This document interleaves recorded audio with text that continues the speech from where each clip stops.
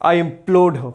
I tried explaining to her that at the time, her baby was not an exfoliation of cells but an actual child. I warned against it. I knew if she would left, she could kill it.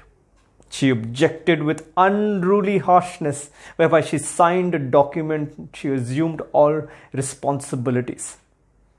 She left. And she killed.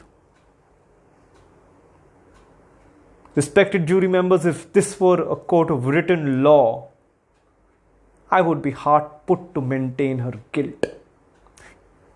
I must admit that. Because there are no probes, no surgical incisions, no drugs administered. She would be absolved of all her charges.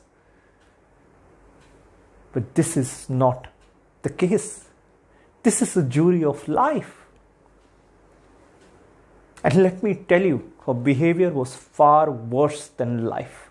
It was cowardly, it was hypocritical, and it ran no legal risk.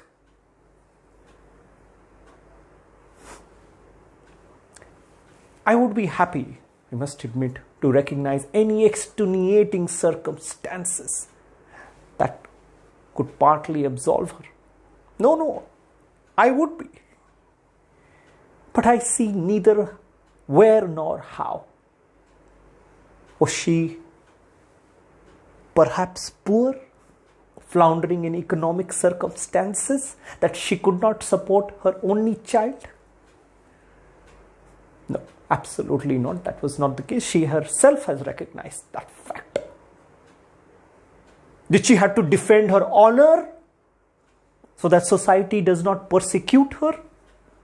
Was this child an illegitimate child? Respected jury members, she comes from a culturally rich establishment where they would not have persecuted her but made a heroine out of her. And in any case, this woman does not believe in society, does not believe in God. She rejects God, she rejects marriage, she rejects her country, she rejects every goddamn thing, every institution. Therefore, her crime has no extenuating aspects. It was committed only because of a certain freedom that does not take account of others or others' rights.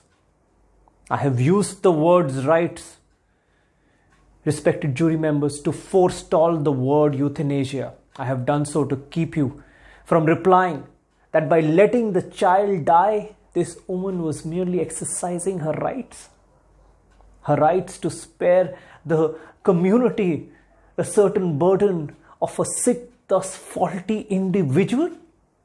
Who or what we are to say what is faulty and what is not? Homer was blind. Leopard was a hunchback. Had the Spartans pushed them off the rocks? Had their mothers been wearied of keeping them in their womb? I'm afraid humanity today would be far more poorer.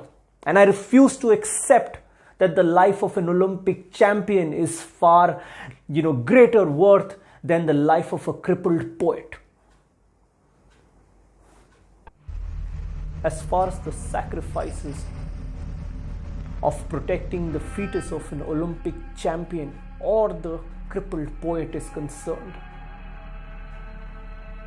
let me remind you all, respected jury members, whether you like it or not, that is the only way human race has been propagated. And verdict is guilty.